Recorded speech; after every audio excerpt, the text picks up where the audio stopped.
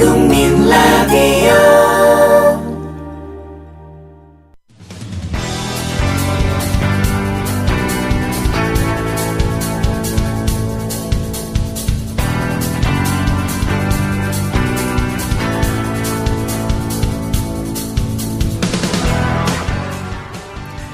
미디어 협동조합 국민라디오 뉴스트라다무스 듣고 계십니다. 계속해서 정가 소식 살펴보겠습니다. 여의도 리포트 시간인데요. 김효진 PD입니다. 어서 오세요. 네, 안녕하세요. 김효진입니다. 예, 국회 농해수위가 세월호 배보상 문제를 논의할 이 2+2 태스크포스를 구성하기로 했다고요? 네, 그렇습니다. 국회 농림축산식품해양수산위원회죠, 정확히는. 이 세월호 사고 피해자 배상, 보상 문제를 논의하기 위한 여야 2+2 태스크포스 TF를 구성키로 했습니다. 예. 2명씩 참여한다는 얘기죠. 이 농해수위 여당 간사인 안효대 새누리당 의원은 오늘 이 오전 국회에서 열린 당 상임위원장 간사단 연석회의에 참석해서 상임위 차원의 2+2 TF를 구성해서 조속한 시일 내에 이 세월호 사고 관련 배보상법을 처리하기로 합의했다 이렇게 밝혔습니다. 안효대 의원은 법안 소위에서 논의를 하게 되면 상당한 시간이 걸리고 다른 법안 처리에 영향을 미칠 수 있어서 TF를 구성했다면서 그동안 제출된 법안과 TF에서 합의한 내용에 더해 정부 안을 만들어 조속한 시일 내에 정부가 가져오도록 했다고 전했습니다. 예. 안 의원은 또 2+2 TF에서 빠른 시간 내에 처리가 될 수 있도록 여야가 합의를 했다면서 최대한 노력해서 세월호 참사 유가족분들에게 조금이나마 보상이 되도록 하겠다고 말했습니다. 같은 당 이완구 원내대표 역시 회의에서 배보상 문제에 대해 이 합의 사항에는 조속히로 돼 있는데 가능한 연내에 마무리를 했으면 한다 이렇게 밝혔습니다. 예, 2+2 태스크포스. 일단 속도를 내자는데 여야가 합의한 것으로 보이는데 네. 근데 배보상의 규모를 둘러싸고 또 한 차례 마찰이 있을 것으로 보여요. 예, 그렇습니다. 새누리당 주호영 정책위의 의장은 이 진상조사와 배상 지원을 한 번에 하려다 과도한 배상 지원 요구가 있어서 새정치연합이 법을 분리하자고 해서 배보상 문제가 남게 된 거다 이렇게 배경을 설명하면서 새정치연합이 낸 지원과 배상 방안을 놓고 한두 차례 스크린을 했는데 예. 이 과도한 것을 빼고 야당이 포기도 했지만 아직 남아있는 것이 있다고 말했습니다. 그렇군요. 야당이 주장하는 배보상 규모가 너무 커서 여전히 줄일 게 더 남았다는 거겠죠. 주 의장은 어디에서는 배보상이 거의 합의가 됐다고 하는데 그렇지 않다면서 안 되는 것은 안 되는 것으로 정리한 것이지 확정된 것은 아니다라는 입장을 밝혔습니다. 예. 이어서 말씀드릴 대목이 눈에 띕니다. 주 의장은 야당의 법에 따르면 안산은 우리나라에서 가장 살기 좋은 도시가 되는 정도다라면서 안산 전체를 교육특구로 만들고 치유를 위한 종합복지관 등 여러 가지가 있다. 전체적으로 다른 지역과 같이 보면서 논의를 해달라 이렇게 주문을 했습니다. 예. 모자라서는 안 되지만 과도해서도 안 되는 것 역시 맞는 얘기겠습니다. 원칙적으로는 어떻게 논의가 되든지 모쪼록 유가족들 가슴에 또 한 번 못을 박는 일은 좀 없기를 바랍니다. 예. 내년도 예산안 얘기해 보겠습니다. 네. 일부 정부 부처들이 예산이 남아도는 분야에 쓸데없이 거액의 예산을 편성한 사례들이 속속 드러나고 있다고요. 그렇습니다. 국회 각 상임위가 검토한 정부 부처별 예산안 분석 보고서에 따르면은 일부 부처들이 이 법망과 예산 집행 지침 등을 무시하고요.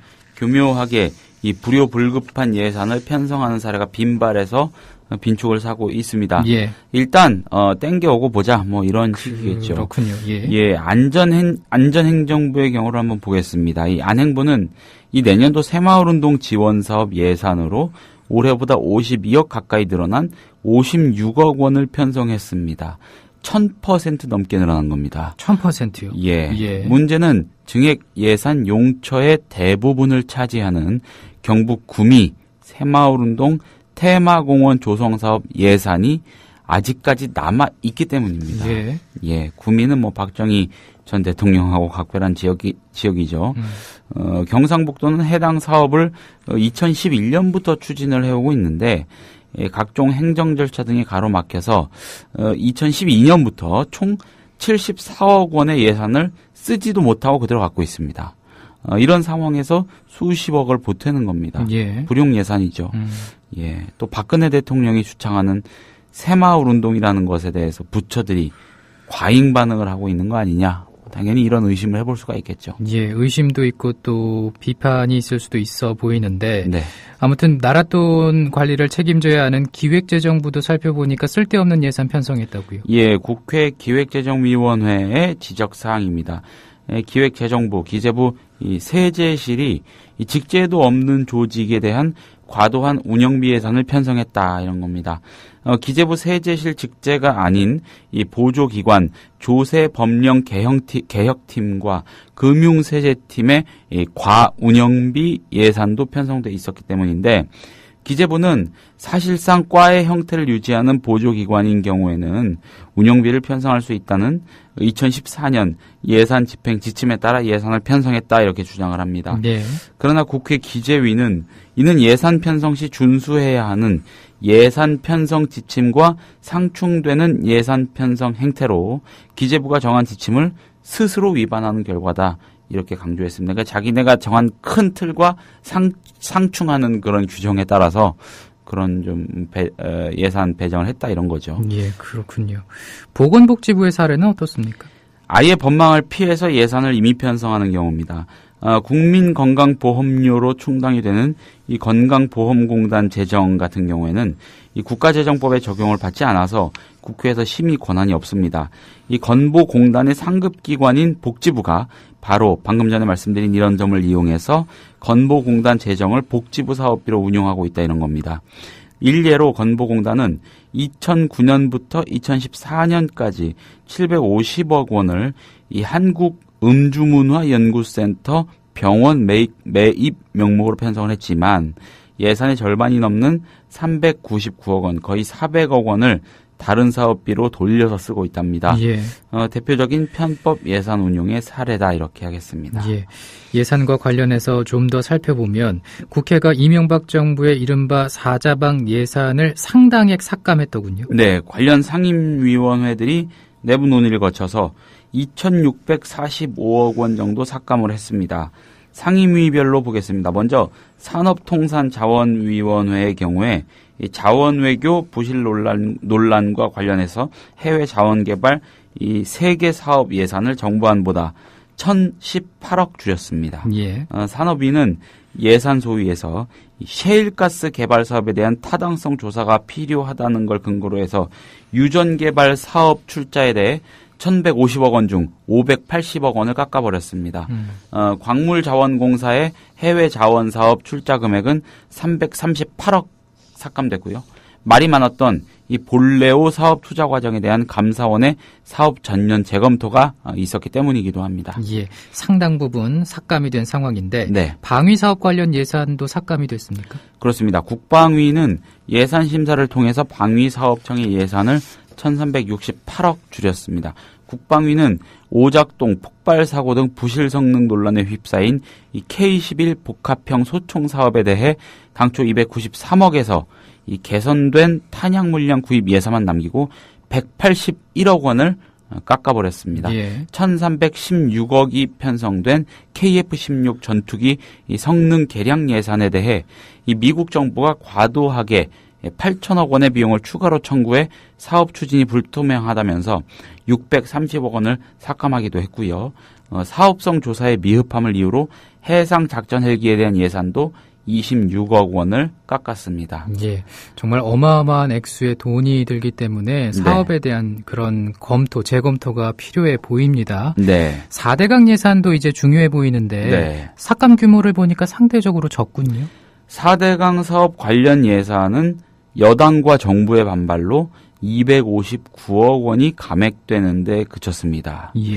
이 여당과 정부가 왜 반발을 했는지 이 배경이야 좀 취재나 확인 작업이 더 필요한 것인데 예. 좀 의아한 대목이긴 합니다. 국토위는 평화의 댐 치수 능력 증대 사업에 대해 이 과잉 설계를 이유로 예산 331억여 원에서 131억 원을 줄였고요. 4대강 관련 이 수자원공사의 이자 비용을 지원하는 예산은 317억 원에서 약 50억 원이 빠졌습니다. 국가 하천 유지 보수 비용도 79억 원이 삭감이 됐습니다. 그러나 이 4대강 의심 사업으로 전액 삭감이 요구됐던 한탄강댐 사업 예산은 1931억 원 모두 정부 안대로 반영이 됐습니다. 예. 야당이 4대강 관련 사업에 대해서 당초 7,770억 원 가량의 삭감 계획을 세웠던 걸 감안하면은 아무것도 못한 결과죠. 그러니까 259억 원만 이제 감액이 됐으니까 상당히 그 규모가 적은 거네요. 네, 그렇습니다. 예. 새정치민주연합 내부 당권 경쟁이 본격화되는 분위기인데 원내에서 당 전반을 싸잡아 비난을 하면서 분당론에 불을 지피는 목소리 조금씩 흘러나오고 있죠. 네, 그렇습니다. 주인공은 이 정동영 상임고문입니다. 당내 특정 계파에 의해 당권이 장악되면 신당 창당이 불가피하고 문희상 비대위 체제에서 당이 더 엉망이 됐다 이런 겁니다. 예. 특정 계파라고 하면 문재인 의원으로 상징되는 친노 진영을 겨냥한 거고요. 정동영 상임고문은 어제 전북 지역에서 가진 강연을 통해서 이 비대위가 특정 계파의 독과점 연합체가 돼버렸다면서 당의 위기 상황을 틈타 패권적인 특정 계파가 당권 장악 프로젝트를 노골적이고 급속도로 밀어붙이면서 당을 사당화하고 있다 이렇게 비난했습니다. 예. 당 지도부에 대해서는 세월호를 버렸고 특정 계파의 사당화로 스스로 혁신 대상으로 전락했으며 노선과 정체성이 불분명하다 이렇게 비난했습니다. 새누리당 이중대, 야합당이라는 원색적인 비난도 쏟아냈고요. 친노는 책임과 반성이 없고 비노는 시대정신이 없다. 지금처럼 친노 비노 얘기가 나오면 정권 교체 가능성은 없다 이런 말도 했습니다. 정동영 상임고문은 이런 식으로 가면 신당 창당이 불가피하다는 게 다른 것도 아닌 호남의 여론이다 이렇게 주장을 합니다. 자신의 정치적 본거지이기도 하니 호남 여론을 등에 업고 다음 전당대회를 기점으로 정치적 재기에 나서려는 것으로 어렵지 않게 해석이 됩니다. 예. 여하튼 당권과 대권을 분리하는 문제 때문에 잡음이 끊이질 않고 있는데 네. 전당대회 준비위원장인 김성곤 의원이 이와 관련해서 입장을 밝혔군요. 네, 김성곤 의원은 오늘 오전 이 라디오 인터뷰에서 3년을 남겨놓고 당권과 대권을 분리하는 것이 맞느냐 하는데 제도적으로 막기에는 무리라고 생각한다 이런 입장을 밝혔습니다. 예. 막는다는 거는 당권 도전 못하게 막는다는 얘기겠죠. 이게 좀 무리다 이런 겁니다. 김성곤 의원은 그러면서 사실 후보들 중에서 대권에 나설 사람과 당권에 나설 사람이 대충 분리돼 있는 것은 사실 아닌가.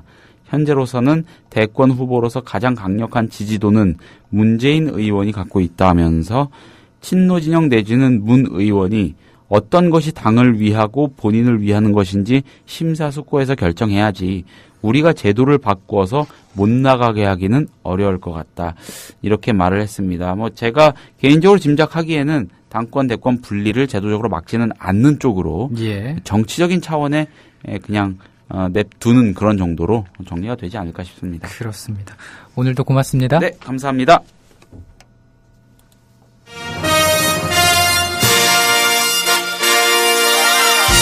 민주노총이 사상 처음으로 직선제 임원 선거를 치릅니다. 유권자는 60만 명, 공직선거를 제외하고는 최대 규모의 선거. 미디어 협동조합 국민TV가 이번 주 토요일 저녁 8시 위원장 후보 토론회를 단독으로 생중계합니다.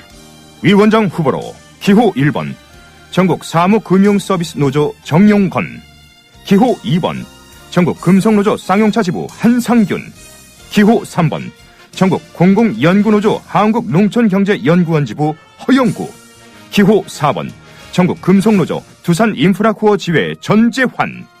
이렇게 네 후보가 부위원장, 사무총장 후보와 런닝메이트로 나서 60만 조합원의 선택을 기다립니다. 11월 15일 토요일 저녁 8시 국민TV가 단독 중계하는 60만 노동자의 대표 민주노총 위원장 선출을 위한 후보 토론회. 여러분의 많은 관심과 시청 바랍니다. 국민라디오 뉴스트라다무스 듣고 계십니다. 현재 시각 2시 18분입니다. 삼성그룹은 지난해 7월 삼성물산이 삼성엔지니어링 지분을 사들인 것으로 시작으로 지배구조 개편 작업을 진행하고 있다는 관측이 나오고 있습니다. 이와 관련해서 국내 경제 경영학자들은 삼성그룹의 지배구조 개편과 관련해서 금융자본과 산업자본의 분리, 순환출자구조의 해소를 최우선 과제로 꼽았는데요. 경제정의실천시민연합은 삼성그룹은 한국 경제에서 차지하는 경제 규모와 영향력을 고려해 투명하고 발전적인 모델로 지배구조를 재편해야 한다고 주장했습니다. 박상인 서울대 행정대학원 교수는 순환출자고리를 끊기 위한 방안으로 삼성카드, 삼성전기, 삼성SDI, 삼성물산 등이 제일모직 지분 18.5% 정도를 처분하고 삼성화재해상이 삼성전자 지분 1.09%를 처분하면 해소할 수 있다고 제안했습니다. 오늘 MBC 라디오 신동호의 시선집중에 출연해서 한 말입니다. 삼성 그룹 총수일가가 가는 것을 원하지 않을 거라고 생각합니다. 왜냐하면은 금산분리라고 하는 건 궁극적으로 동일인이 삼성전자와 삼성생명을 동시에 지배할 수 없는 구조를 만든다는 겁니다. 즉 아들, 딸 중에 한쪽이 전자를 다른 한쪽이 금융 쪽을 가져야 되는 그런 이제 승계 지배구조 변화를 의미를 하는 것인데요. 이것을 이른바 완삼성이라고 해서 전자와 생명을 동시에 가지겠다는 그런 의지가 아직까지 강한 것 같습니다. 근데 그런 승계라든지 지배구조의 유지가 국민경제 입장에서 볼 때 상당히 문제가 많다는 것이죠.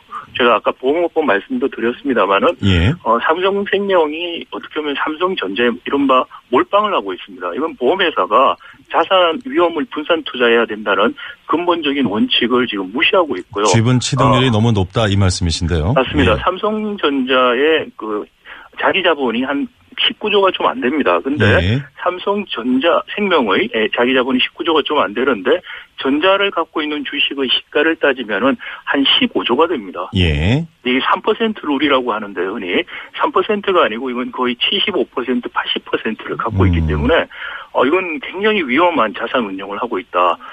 고객이 위탁한 자산을 총수일가 지배권 유지를 위해서 지금 아주 위험한 자산 운용을 하고 있다. 이게 보험업법의 지금 맹점이고요. 이런 법 개정이 이루어지면은 삼성그룹이 지주회사 체제로 금산분리가 이루어진 지주회사 체제로 갈 수밖에 없지 않을까. 또 그런 것을 대비하고 있다고 지금 생각됩니다. 이를테면은 삼성전자에 대한 지분을 과다하게 지금 소유하고 있는데 삼성전자의 경영이 만약에 악화된다면 이것이 이제 도미노 현상으로 전체 타격이 커질 수 있다 이런 염려시군요. 네, 그렇죠. 이번에 노키아 우리 사건에서도 볼 수 있었던 것처럼 IT 산업에서는 이런 아주 근본적 혁신이 주기적으로 일어납니다. 마치 이거는 나이가 들어가는 자연현상하고도 유사합니다. 대피할 수 없는 일일 수도 있는데 혹시 그런 일들이 일어난다면 전자하고 생명이 동시에 몰락할 수가 있어요. 그러면 한국 경제 자체가 같이 위기 상황을 맞게 되죠. 결혼하지 않는 사람 싱글들에게 세금을 부과하겠다. 이른바 싱글세 논란이 뜨겁습니다. 복지부에서는 논의한 바 없다고 급히 불을 껐지만 여전히 온라인에서는 독신들의 분노가 가라앉지 않고 있습니다. 이런 가운데 2006년에 정부는 1인 가구나 2인 가구에게 주던 소득공제 혜택을 없앴습니다. 대신 아이를 많이 낳는 사람들에게 혜택을 주는 방향으로 세법을 바꿨습니다. 2010년에도 다자녀 가구에게 세제 혜택을 줬는데요. 다자녀 가구의 세금 공제 금액이 2배로 늘었습니다. 두 경우 모두 목적은 출산 장려였습니다.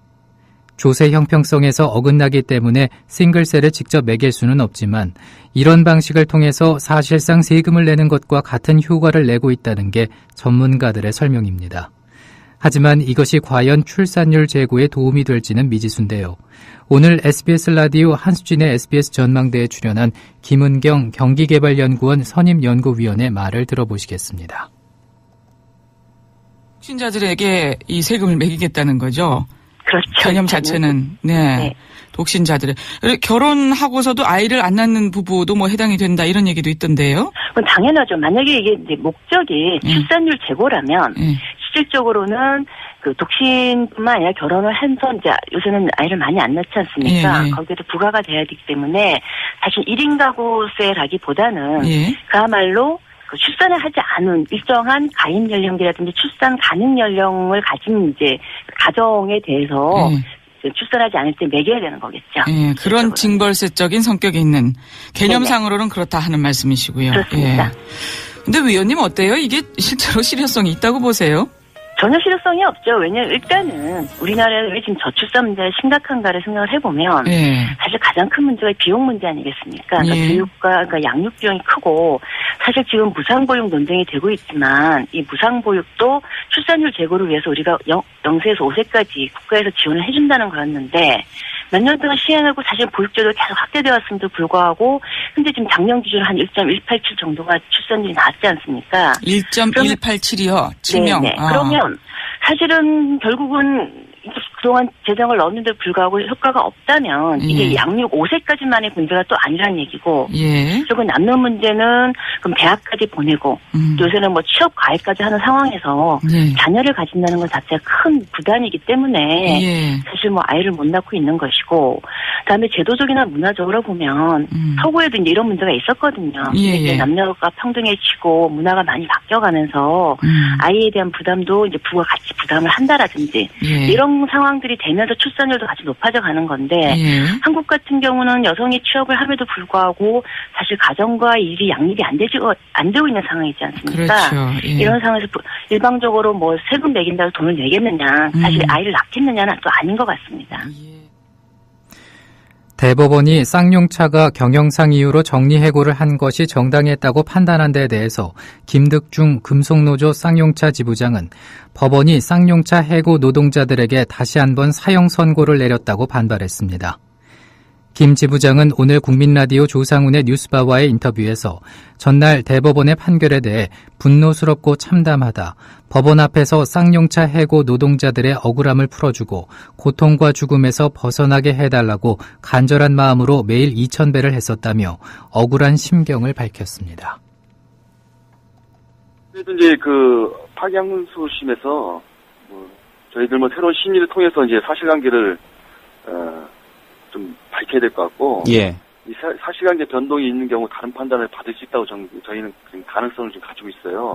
아까 말씀하신 대로다가 유동성 위기 아니면 유형 자산 손상 차손 및 뭐 재물 건전성 문제나 또 이 인력 구조적 문제, 규모, 산정 뭐 이런 여러 가지 법적 대법원의 판단 근거됐던 사실관계가 좀 추가적 입증을 통해서 다른 판단을 받아낼 수 있다고 저는 보고 있습니다. 그리고 이번에 이제 다뤄지진 않았는데. 교대조 감축 문제나 당시에 인력구조 조정의 규모, 산정 문제, 또 고용안전 협약 위반 문제, 뭐 이런 정예고라는 이런 문제들을 저는 이제 파기환송심에서 적극적으로 좀 주장해낼 생각입니다.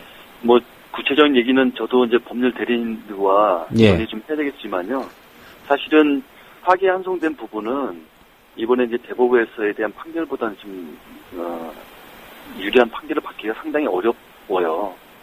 일반적으로 볼 때요? 네네, 그렇죠. 그래서 좀 조심스러움이 있고 좀 우려도 있습니다. 근데 아까 말씀하신 부분, 제가 이제 드렸던 부분을 일단 저희 이제 함께 해왔던 법률 대리인들과 좀 심도 있게 좀 더 적극적으로다가 좀 고민하고 그리고 적극적 주장을 좀 해나갈 생각이에요.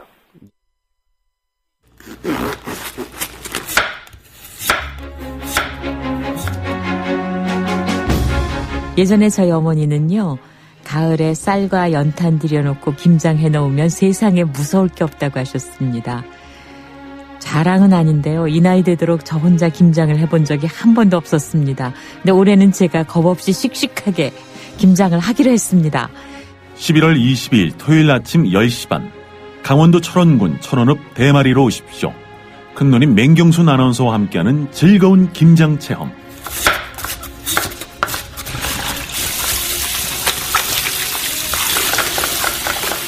그날 구수한 시래기 된장국, 도토리묵, 수육, 두부로 차려지는 점심 식사도 있고 DMZ 생태관광 예정도 있습니다. 자, 함께 모여서 김장해요. 11월 22일 맹경순의 아름다운 세상과 함께하는 김장대회.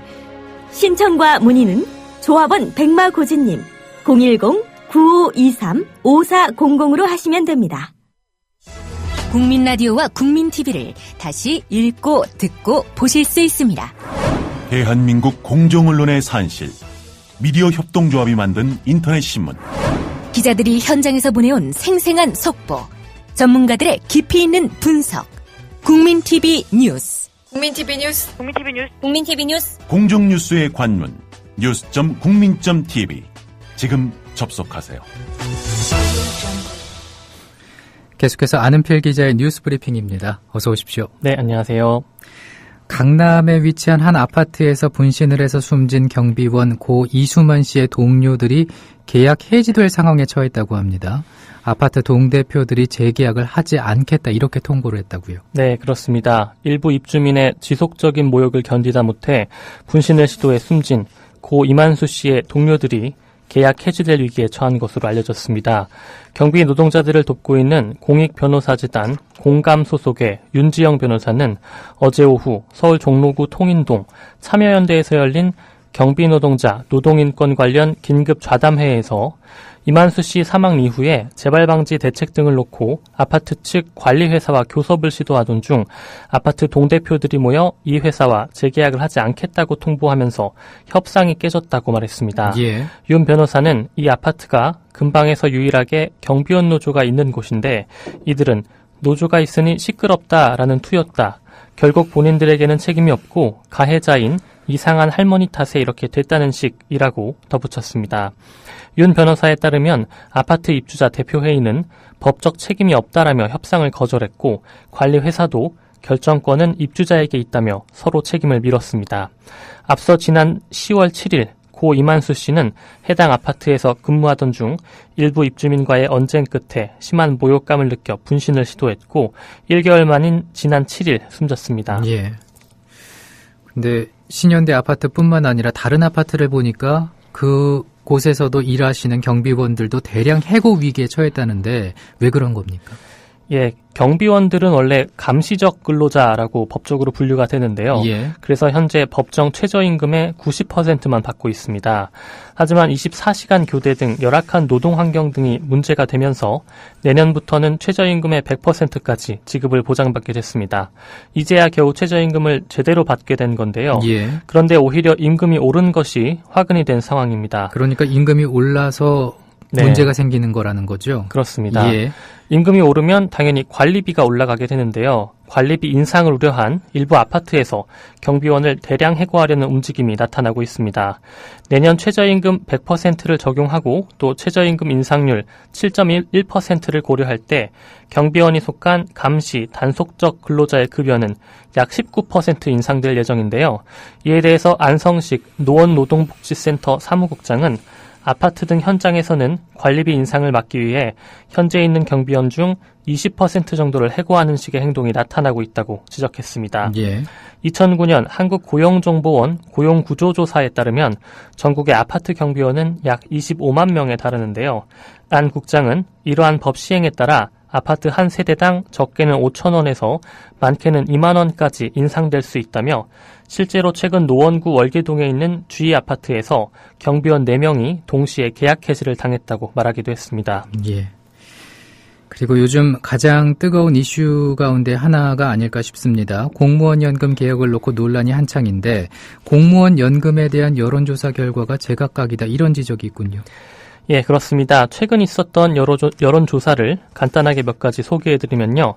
중앙일보는 개혁 찬성이 65%, 반대가 28%라는 결과를 내놓은 적이 있고요. 예. 또 경제 전문가들을 대상으로 설문조사를 한 매일경제와 문화일보는 각각 찬성 의견이 82%와 92%인 것으로 조사됐습니다. 예. 하지만 여론조사기관 리얼미터가 지난 10월 27일부터 31일까지 전국 성인 남녀 8,500명을 대상으로 실시한 설문조사 결과는 좀 달랐는데요. 리얼미터는 다른 여론조사 들처럼 공무원 연금 개혁에 대한 찬성, 반대를 묻는 대신에 공무원 연금의 개혁 방식에 대해 물었습니다. 그러니까는 그 설문조사할 때 질문 방식이 달랐다라는 얘기죠. 예, 그렇습니다. 예. 리얼미터의 경우에는 리얼미터의 질문은 연금 개혁을 어떻게 하는 것이 좋으냐라는 의견을 물었다는 점에서 연금 개혁 실시를 전제로 한 질문으로 해석할 수 있는데요. 설문 결과는 정부, 전문가, 공무원 등이 참여하는 사회적 합의 과정을 거쳐 개혁안을 만들어야 한다라는 의견이 47.9%로 나타났고 정부 또는 여당이 만든 개혁안대로 올해 안에 처리해야 한다라는 의견은 38.6%였습니다. 잘 모르겠다고 응답한 사람은 13.5%였습니다. 여론조사의 대상과 또 질문 방법에 따라서 결과가 크게 차이가 난 건데요. 예. 찬반에 대한 단순한 수치뿐 아니라 설문 대상과 질문 방법에 대한 내용도 꼼꼼히 따져봐야 할 것 같습니다. 한편 이런 가운데 새정치민주연합 진선미 의원과 경찰청 공무원 노조는 그제 오전 국회 도서관 대강당에서 정부와 여당이 내놓은 공무원연금 개혁안에 대한 토론회를 열었는데요. 전현직 경찰과 소방공무원들은 정부 여당의 개혁안을 강하게 비판했습니다. 예, 정말 알려주신 대로 여론조사 결과만을 두고 볼 게 아니라 여론조사 과정에서 어떤 조사 대상이 있었는지 또 그리고 질문 방법은 어떠했는가 이런 것도 한번 따져봐야겠습니다. 네, 쉽지는 않은데 예. 그 바쁘시기 때문에 숫자만 보고 넘어가는 경우가 많으시니까요. 그렇습니다. 속속들이 좀 따져봐야 정확하게 좀 파악을 할 수가 있겠어요. 네. 군복무 중에 쓰러져 식물인간 상태로 있다가 최근 깨어난 구모 입영 사건이 점점 커지는 양상인데 군이 구이병 머리에 난 상처를 처음부터 알고 있었던 것으로 드러났다고요. 그렇습니다. KBS는 구상훈 입영 사건에 대한 재조사의 핵심인 뒷머리 상처에 대해서 군 당국은 당시 구이병의 머리 상처가 입원으로 생긴 욕창이라는 주장을 고수하고 있다고 어제 보도했습니다. 예. 최용환 육군 공보과장은 지난 3월 5일에 부모가 욕창, 상처를 발견하고 이것이 구타에 의한 상처가 아닌가 이렇게 의문을 제기했다고 밝혔는데요. 하지만 군의 설명은 구 이병의 병원 기록과는 달랐습니다. 구 이병이 입원했던 민간병원의 간호 기록지를 보면 입원 2주 후쯤인 3월 9일 구 이병의 상태에 대해 욕창 없음이라고 기록되어 있는 것이 밝혀진 겁니다. 예. 군 당국은 불과 나흘 전인 3월 5일에 구이병의 부모에게 욕창이라고 설명을 했는데요. 하지만 병원 기록에는 욕창 없음이라고 나타난 겁니다. 그러니까 부모에게는 욕창이 없다고 설명했는데 욕창이 있다고 설명했는데 병원 기록에는 욕창이 없음으로 나타난 거죠. 그렇습니다. 예. 그 사일을 두고 이렇게 설명이 바뀌었기 때문에 거짓말을 한 것으로 볼 수 있다. 이렇게 볼 수 있습니다. 예. 더군다나 군 당국이 구이병이 쓰러진 사건 당일에 이 상처를 이미 알고 있었다는 군 관계자 증언도 나온 상황이기 때문에 군이 해당 사건을 은폐하려 했다는 의혹이 점점 구체화돼 가고 있습니다. 예. 그리고 군과 관련된 소식 하나 더 살펴보면 병사 계급을 하나로 통일하는 방안이 추진 중인데 용사라는 계급으로 이제 통일하겠다는 거 아닙니까? 근데 이게 근본적인 대책은 아니다. 이런 지적도 있죠. 그렇습니다. 한국일보는 어제 민관군 병영문화혁신위원회 관계자의 말을 인용해서 입소 후 훈련을 마친 병사를 용사로 통칭하고 전역 6개월 정도 남긴 우수용사는 분대장격인 용장으로 선발하는 방안을 긍정적으로 검토 중이라고 보도했습니다. 혁신위는 국방부와 최종 조율을 거친 뒤 다음 달 15일 계급 조정을 포함한 병영문화 개선 방안을 발표할 것으로 알려졌습니다. 예. 2등병, 1병, 상병, 병장으로 나뉜 현 계급 구분을 없애고 용사라는 하나의 계급으로 통일하겠다라는 건데요. 하지만 실제 병영문화를 고려했을 때 계급 간소화가 근본적인 대책이 될 수 없다는 주장도 나오고 있습니다. 병사들 간에는 공식적인 계급보다 입대 날짜에 따라 선임과 후임을 구분하는 문화가 굳어져 있고 설령 같은 계급이라도 먼저 입대한 병사가 이른바 고참으로 군림하고 있기 때문에 계급을 하나로 줄이는 것이 병영 문화를 개선하는 데에는 한계가 있다는 지적입니다. 예. 사실 계급이 중요한 게 아닌데요. 저 역시도 제가 군생활을 했던 부대는 월별로 동기를 끊었습니다. 그러니까 예를 들어서 1월에 입대한 사람들끼리 동기가 되고 2월에 입대한 사람들은 1월 군번들의 후임이 되는 식으로 이렇게 계급보다 날짜가 더 중요하기 때문에 이번 방안이 과연 효과가 있을지는 잘 모르겠습니다. 예, 정말 속 안까지 들여다보고 이런 개선 방안을 좀 더 냈으면 좋겠다라는 생각을 해봅니다. 서울지방경찰청이 SBS PD와 민변 변호사들을 수사 중인데 경찰은 여간첩 수사 조작 의혹을 제기한 SBS 시사 프로그램 그것이 알고 싶다에서 사건 제보자의 실명이 공개됐기 때문이다. 이런 설명을 했죠. 예, 경찰은 지난 7월 방영된 SBS 그것이 알고 싶다 아가와 꼽새 그리고 거짓말 편에서 국가정보원 수사 기록을 모자이크 처리 없이 공개했다는 이유로 담당 PD와 민변 변호사들을 수사 중이라고 오늘 밝혔습니다. 그것이 알고 싶다는 당시 방송에서 공안당국이 여성 이모 씨를 간첩으로 몰아 기소했을 수 있다라는 의혹을 제기했는데요. 그 과정에서 사건 제보자인 최모 씨의 실명이 적힌 국정원 수사 기록을 모자이크 없이 공개했습니다. 예. 이에 대해서 최 씨가 지난 8월 수사 기록을 유출해 명예를 훼손당했다며 담당 PD와 사건 변호인 등을 검찰에 고소했고 검찰은 다시 이 사건을 경찰에 내려보냈습니다. 경찰은 수사 기록을 사건 또는 소송 준비가 아닌 다른 목적으로 타인에게 제공하는 것은 형사소송법 위반이라는 입장인데요. 경찰은 이 씨 변호인 측, 즉 민변 측이 방송사 제작진에게 수사 기록을 제공했을 개연성을 염두에 두고 수사하고 있습니다. 아울러 경찰은 방송에서 제보자 최 씨의 실명을 공개한 것에 대해서도 최 씨의 명예를 훼손한 행위인지 살펴보고 있습니다. 사건 진행 과정을 더 지켜봐야 할 것 같은데요. 오늘 오후 4시 국민라디오 이런 변이 있나에서 이 사건에 대한 보다 구체적인 내용을 들어보실 수 있을 것 같습니다. 예. 화제를 바꿔보겠습니다. 최근 저명한 음대 교수가 제자 4명을 잇따라 성추행한 혐의로 실형을 선고받았는데 도제식으로 이루어지는 교육 방식을 악용한 것으로 나타났군요. 예, 오늘자 한겨레 보도를 보면 유명 연주자의 아버지이기도 한 죄희 교수는 지난해 서울 모대학 음대 객원교수로 있으면서 넉 달 동안 여학생 4명을 성추행한 혐의로 기소돼 재판을 받았습니다. 법원은 사제관계로 자신의 감독을 받는 피해자들을 위력으로 추행했다고 판단했는데요. 판결문을 보면 죄희 교수는 강의실에 혼자 레슨을 받으러 온 학생의 가슴을 만지거나 속옷에 손을 집어넣었고 여학생들의 바지 지퍼를 내리고 주요 부위를 만지기도 했습니다. 불과 4개월 동안 14차례나 그런 행동을 한 것을 법원이 인정한 것입니다. 예. 이에 대해서 죄희 교수는 딸 같아서 그랬다라고 해명하면서 또 신체 접촉 행위는 제자들의 자세를 교정하고 박자를 맞추기 위해 엉덩이를 두드리거나 배를 만진 것으로 이것은 세계적으로 인정받는 레슨 방법의 하나다. 열정적으로 수업을 하던 중에 나온 행위이다라고 주장하기도 했습니다. 하지만 1심 재판부는 징역 1년 6개월에 실형을 선고하고 성폭력 치료 프로그램 80시간 이수를 명령했습니다. 항소심도 1심 형량을 그대로 유지하면서 유죄를 인정했습니다. 예. 그렇군요. 아유, 참. 해명 자체가 네. 말이 되지 않습니다.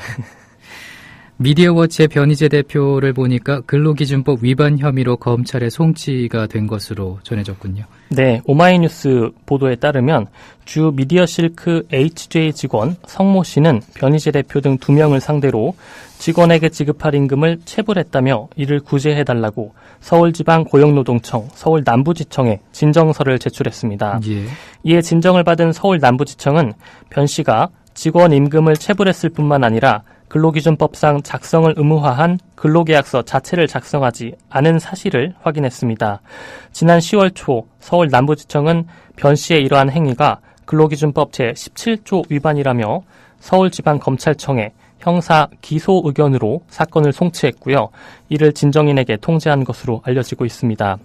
오마이뉴스는 변 씨의 혐의가 인정되면 관련법 114조에 따라 500만 원 이하의 벌금형에 처해질 것으로 예상된다고 밝혔습니다. 예.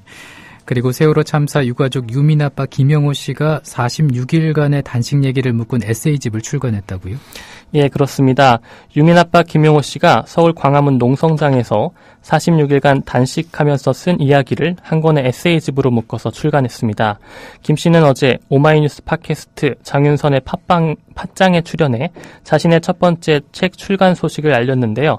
김 씨는 병원에 실려간 뒤 단식에 대한 온갖 폄훼가 벌어졌다, 양육비도 건네지 않았다는 등의 말도 안 되는 주장에 대해 반박하며 일베의 공격이 가해져 내 생각들을 묶어 한 권의 책으로 출간하기로 결심했다고 말했습니다. 예. 이 책에는 사랑하는 딸 유민이를 먼저 떠나보낸 아버지 김 씨의 자기 고백도 담겨져 있습니다. 이 책은 다음 주 초 발간될 예정이고요. 100만 부 한정 판매이고 또 책을 구입하면 한 권당 1,000원씩 세월호 추모 사업회에 기부가 됩니다. 예, 오늘 말씀 고맙습니다. 네, 고맙습니다. 지금까지 국민TV 뉴스 안은필 기자였습니다. 미디어 협동조합 국민TV 뉴스K 앵커 노종면입니다. 정치 권력, 재벌, 특정 지배주주로부터 오염되지 않는 언론, 국민TV가 그 실험을 해나가고 있습니다. 이런 언론이 지속 가능하다면 다른 여러 언론도 따라올 것입니다. 닻을 올린 국민TV, 순항하도록 힘을 실어주십시오.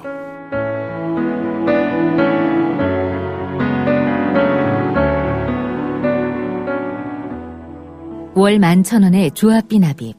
조합원 여러분의 많은 동참을 바랍니다.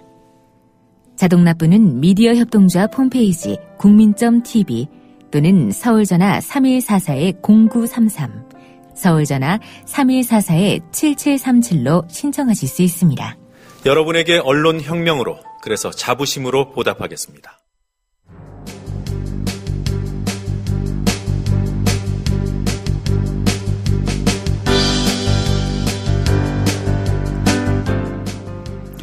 한국 시리즈가 끝난 프로야구는 스토브리그라고 하는 선수 이적 시장이 뜨겁게 달아오르고 있습니다. SK 김광현 선수가 메이저리그 샌디에이고 파드리스와 연봉 협상에 들어간 건데요. 이슈 분석, 오늘은 우리 선수들의 메이저리그 진출 소식 살펴보겠습니다. 스포츠평론가 최동호 씨입니다. 안녕하십니까? 예, 안녕하세요. 예, 김광현 선수 포스팅 시스템에서 최고 입찰가를 써낸 구단이 샌디에이고 파드리스인데 입찰가를 보니까 예상보다 적었네요. 어떻습니까? 예, 그렇습니다. 우선 이 포스팅 시스템이라는 게 어떤 제도인지부터 간단하게 좀 말씀을 드려야 될 것 같은데요. 예. 이 포스팅 시스템은 이 비공개 입찰을 의미합니다. 예, 그러니까 이 김광현 선수의 이 소속팀인 SK가 이 김광현 선수를 메이저리그에 진출시키기 위해서 이 포스팅 시스템에 올리겠다라고 이제 선언을 하게 되면은, 이 SK가 이제 우선 메이저리그 사무국에 공시를 요청하게 되거든요. 예. 예, 그렇게 되면 이 메이저리그 사무국이 이 KBO로부터 이 김광현 선수와 관련된 각종 이 경기 기록들을 받아가지고, 이 메이저리그에 있는 이 30개 구단에 공지를 하게 됩니다. 그러니까 이 선수에 관심이 있으면은, 입찰을 해라라고 해서 이제 비공개로 입찰을 하게 되는 거거든요. 예. 이제 그래서 입찰 결과 이 메이저리그 구단 중에서 가장 높은 금액을 써낸 구단하고 금액을 KBO에 알려주게 되면은 SK가 이 금액에 보내겠다라고 응낙하게 되면은 이제 김광현 선수가 이 최고가 입찰액을 써낸 구단하고 이제 곧바로 연봉 협상에 들어가게 되는 그런 제도입니다. 예. 근데 말씀하신 대로 이 샌디에이고 파드리스가 200만 달러로 이 최고액을 기록을 했거든요. 그런데 이 SK가 기대했던 금액보다는 훨씬 적은 금액이었습니다. 예. 왜냐하면 아무래도 지난 2012년에 류현진 선수가 포스팅 시스템으로 메이저리그에 진출할 때 받았던 이 금액이 2,573만 달러였었거든요. 우리 돈으로 270억 원 정도가 됐었죠. 그러니까 270 이런 사례가 있다 보니까 이제 SK도 고민스러울 수가 있을 것 같은데 SK가 과연 이 돈을 받고 이 김광현 선수를 보내야 되느냐 말아야 되느냐를 놓고 이제 한참 동안 고민하다가 결국에는 이 보내는 쪽으로 결정을 내렸고요. SK가 이 승낙하게 되면서 이 김광현 선수는 이 샌디에이고 파드리스와 이 다음 달 12월 11일까지 이 연봉 계약, 이 계약 협상을 할 수 있게 됐습니다. 예. 김광현 선수가 샌디에이고와 연봉 협상을 이제 따로 하게 되는 거니까 포스팅 시스템 입찰금은 구단이 가는 겁니까? 예, 그렇습니다. 입찰 금액은 구단이 갖게 됩니다. 예. 일종의 이적료라고 보시면 되거든요. 이 한화 같은 경우에 류현진 선수 보내면서 대박이 났었죠. 이 대전에서는 이제 우스갯소리로 이 대전 구장이 류현진 선수의 선물이다라는 얘기도 있거든요. 예. 왜냐하면은 이 다저스로부터 받았던 이 류현진 선수의 입찰금 270억 원을 가지고 이 대전 구장 리모델링도 하고 또 한화가 이 자유계약 선수였던 이 정근우, 이용규 선수를 영입하는 이 전력 보강에 나서기도 했었었죠. 예. 그렇다면 아직 김광현 선수의 샌디에이고 입단이 결정된 거는 아니라고 봐도 되겠네요. 어떻습니까? 예, 그렇습니다. 예. 이 협상이 타결이 돼야지 되거든요. 예. 근데 저는 우선 이제 이 협상이 타결될 가능성은 높다라고 봅니다. 왜냐하면은 이 최고 입찰가가 앞서서 말씀드렸던 대로 기대에 미치지 못했었잖아요. 그런데도 불구하고 SK가 이 김광현 선수의 의사를 존중해서 보내준다라고 결정을 했거든요. 예. 이 말의 뜻은 김광현 선수가 일단은 이 연봉이 좀 작더라도 이 메이저리그에 진출하고 보겠다는 그런 입장이었다는 것을 이제 시사하는 거겠죠. 그래서 만약에 김광현 선수가 이 샌디에이고가 그래도 이 기대에 미치지 못했지만은 이 최고액을 써낸 구단인데, 샌디에이고와의 협상이 결렬돼가지고 다른 팀을 알아본다고 한다면은, 이 현실적으로 연봉도 샌디에이고보다는 적게 받을 이 가능성이 더 크다는 얘기죠. 예. 그래서 이제 제가 봤을 때는 일단은 이 샌디에이고에 입단해서 실력으로 평가를 받은 다음에, 그 다음에 이제 연봉을 좀 더 다음 협상에서 높이는 것이 가장 현실적인 얘기가 될 것 같은데요. 이렇게 된다고 한다면은, 지금 연봉 협상할 때 김광현 선수 입장에서는, 가능한 한 이 계약 기간을 짧게 가져가고, 예. 이 성적에 따른 옵션을 또 많이 갖게 되는, 이런 이제 옵션을 많이 늘리는 쪽으로 가지 않을까, 이런 좀 짐작이 되기도 하고요. 류현진 선수 같은 경우에는 이 LA 다저스하고 연봉 협상에서 계약 기간 6년에 총 3,600만 달러, 그러니까 이 평균 연봉이 600만 달러, 우리 돈으로 이 60억 원 정도가 되거든요. 예. 그런데 김광현 선수 같은 경우에는 류현진 선수는 계약 기간 6년이지만 6년보다 훨씬 더 계약 기간을 짧게 가져가고 또 10승 이상일 경우에 보너스를 추가하는 식의 이런 옵션에 주력할 수밖에 없다라고 볼 수가 있습니다. 예. 근데 200만 달러가 기대에 미치지 못한다고는 하지만 과거와 한번 비교를 해보면 어떨까 그런 생각 드는데 어떻습니까? 이 류현진 선수 이전에도 이 포스팅 시스템으로 메이저리그에 도전했던 선수들이 있었거든요. 예. 예를 들면 98년에 이 야생마라고 불렸던 이상훈 선수, 그리고 2002년에 임창용 선수도 메이저리그의 포스팅 시스템으로 도전했는데 이상훈 선수는 60만 달러가 최고가였었고요. 임창용 선수는 65만 달러였습니다. 예. 그리고 2002년에 이 진필중 선수가 같은 경우에는 2만 5천 달러가 나왔고 2009년에 이 최양남 선수는 101달러를 받았었거든요. 그렇게 본다면 200만 달러가 뭐 이렇게 적은 액수는 아니라고도 볼 수도 있겠네요. 예, 그렇죠. 뭐 예전의 사례를 보게 되면은 뭐 60만 달러, 2만 5천 달러 이런 걸 보면은 뭐 이 한번 와서 해봐라. 뭐 예. 손님샘 치고 데리고 올 테니까 뭐 이 한번 해봐라. 뭐 이런 느낌이거든요. 그러니까 200만 달러라고 한다면은 뭐 예전보다는 훨씬 더 많아진 금액인데 이 금액 자체에는 그러니까 이 한국 야구에 대한 평가도 들어가 있다라고 볼 수가 있는 겁니다. 예. 왜냐하면은 이 박찬호 선수가 성공을 거두기도 했지만 이 박찬호 선수를 포함해가지고 이 메이저리그에 진출했던 대부분의 선수들은 이 고등학교를 졸업하고 미국에 갔던 선수들이잖아요. 예. 뭐 그러니까 이 메이저리그에서 이 추신수나 박찬호, 최희석 같이 고등학교를 졸업하고 메이저리그에 간 선수들은 이 한국 야구가 아니라 미국에서 미국 야구를 가르친 선수라고 생각을 하거든요.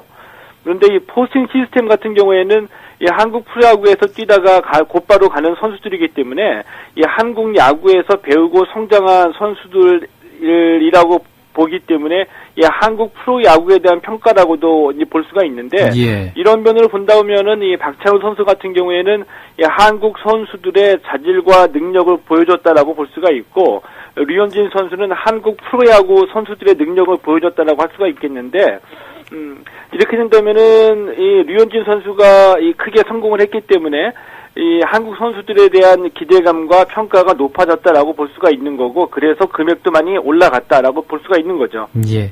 근데 선수 실력 못지않게 협상 능력이라는 것도 굉장히 중요할 것 같습니다. 류현진 선수 같은 경우에는 유명 에이전트인 스콧 보라스가 나섰는데 김광현 선수 에이전트는 어떻습니까? 예, 김광현 선수의 에이전트는 이 푸에르토리코 출신의 이 MDR 매니지먼트라는 회사의 대표인 멜빈 로만이라는 사람이거든요. 예. 근데 아마 야구 좋아하시는 분은 그 2000년대 메이저리그에서 이 최고의 좌완 투수로 활약을 했던 랜디 존슨이라는 선수를 기억하게 되는데 바로 이 랜디 존슨의 에이전트가 바로 이 멜빈 로만이었습니다. 예. 이 MDR 매니지먼트라는 회사는 규모면으로 봤을 때에 이 스코프라스처럼 대형 규모는 아니고요. 대형 규모는 아니지만 이 멜빈 로만 같은 경우에는 메이저리그에서 꽤 오래 이제 경력을 쌓았던 능력 있는 에이전트라고 볼 수는 있겠고요. 다만 한 가지 좀 우려되는 거는 이 스코프라스 같은 경우에는 이 뭐 박찬호 선수나 추신수, 김병현 선수를 포함해가지고 이 한국과 일본 선수를 많이 경험을 했거든요. 그래가지고 아시아 선수의 특징이나 한국 선수의 특징을 잘 알고 있는데 이 멜빈 로마는 그동안 일본 선수도 그렇게 많이 상대하지는 않았고요. 이 아시아권 선수를 많이 경험하지는 않았기 때문에 이 한국 선수의 특징 같은 것들은 아직까지는 잘 파악하기는 힘들다 이렇게 좀 보고 있습니다. 예, 그런 아쉬움이 남아 있군요. 그런데 예. 김광현 선수가 이제 메이저리그 진출한다라는 뉴스가 나오고 나면서 이제 기사를 보니까 입찰가 $200만 감안해 볼 때 샌디에이고에서 선발로 뛰기는 힘들 것 같다. 불펜으로 뛸 것 같다라는 얘기도 있는데 이 문제는 어찌 보십니까? 이 샌디에이고가 제시했던 이 $200만 감안해서 봤을 때 이 샌디에이고가 이 김광현 선수를 선발 자원으로 보지는 않은 것 같다. 이 예. 불펜으로 뛸 것 같다. 말씀하신 대로 이제 그런 기사도 나오고 있는데요. 그렇습니다. 예. 저는 먼저 이 지금 단계에서 김광현 선수 입장에서 뭐 선발이다 불펜이다라가 중요하지는 않다고 봅니다. 왜냐하면 이 스프링 캠프에서 훈련을 충실히 하고 미국 현지에 가서 실력을 보여주게 되면은 또 내년 시즌에 좋은 활약을 보여주게 되면은 이 시즌 도중에라도 이 선발에 합류할 수가 있다는 뜻이거든요. 예. 그렇기 때문에 이제 지금 단계에서 선발이다 불펜이다를 전망하는 것은 그렇게 크게 이제 중요하지는 않다라고 보고요. 다만 입찰 금액이 $200만 것이 의미하는 바가 이 샌디에이고 입장에서 봤을 때 김광현 선수에 대한 리스크를 좀 크게 봤다는 뜻으로도 볼 수가 있습니다. 그러니까 이제 반드시 잡아야 되는 선수까지는 아니고 한 번은 데리고 올 만하다. 그러나 좀 위험 부담이 있기 때문에 크게 배팅할 정도는 아니라고 본 것 같거든요. 예. 한 가지 이제 좀 다행스러운 점이 현재 이 샌디에이고의 주축 선발 투수들이 이안 케네디나 앤드류 캐시너 그리고 타이슨 로스 같은 선수들인데 이 선수들에 대한 트레이드 얘기가 좀 나오고 있거든요. 예. 그래서 만약에 이 실제로 샌디에이고가 이 고액 연봉자인 주축 선발 투수들을 트레이드를 하게 되면은 그리고 난 다음에 선발진을 다시 구성하게 되면은 이 김광현 선수에게는 좀 더 좋은 기회가 될 수도 있다라고 보는 거죠. 예. 근데 샌디에이고 파드리스 어떤 팀인가요? 이 샌디에이고 파드리스는 LA 다저스와 같은 이 내셔널리그 서부지구에 속해 있는 팀이거든요. 예. 그래서 만약에 이제 김광현 선수가 샌디에이고에 입단을 해서 선발로 뛰게 되면은 다저스의 류현진 그리고 샌디에이고의 김광현 선수의 이 선발 맞대결도 뭐 가능합니다. 올해 샌디에이고가 77승 85패를 기록해서 이 서부지구 3위에 그쳤는데요. 예. 이 마운드가 그렇게 나쁘지는 않았습니다. 이 팀 평균 자책점이 3.27점이고요. 이 평균 자책점이 3.27점이면은 뭐 상당히 좋은 점수인데 이 내셔널리그에서 평균 자책점 2위에 올랐던 팀입니다. 그리고 이 1선발에서 3선발까지 3명의 선발 투수들이 모두 31승을 합작했으니까 이 선발 투수들이 모두 제 몫은 했다라고 보고요. 그런데 이 타선이 약해가지고 좀 이 고생을 좀 많이 했거든요. 이 팀 타율이 2할 2푼 6리인데 뭐 타점이나 득점, 안타와 같이 이 타격 전 부문에서 대부분이 다 꼴찌를 기록했고요. 앞서 말씀드렸던 것처럼 이 좋은 투수들이라고 말씀을 드렸던 이 1선발에서 3선발까지 선수들을 샌디에이고가 현재 이 트레이드 하려고 하는 것도 이들을 팔아가지고 좀 더 좋은 타자들을 보강하기 위한 이 고육지책인 것으로 해석이 되고 있고요. 뭐 말씀드린 대로 이렇게 된다고 한다면은 이 김광현 선수로서는 이 선발진을 새로 구성할 때 이 선발 한 자리를 꿰찰 수 있는 뭐 좋은 기회가 올 수도 있다 이렇게 볼 수도 있겠죠. 예, 좋은 기회라고도 볼 수 있다고 말씀해 주셨는데 그렇다면 이제 김광현 선수가 샌디에이고에 입단을 한다면 어느 정도 성적을 올릴 수가 있을까요? 제가 예전에 그 류현진 선수가 다저스에 입단할 때 자신있게 10승, 이 두 자릿수라고 전망을 했었거든요. 예. 근데 이 김광현 선수 같은 경우에는 이 자신있게 말씀드리기가 사실은 좀 힘이 듭니다. 이 김광현 선수 국내에서 올해 13승 9패, 이 평균 자책점 3.42라는 좋은 성적을 거뒀거든요.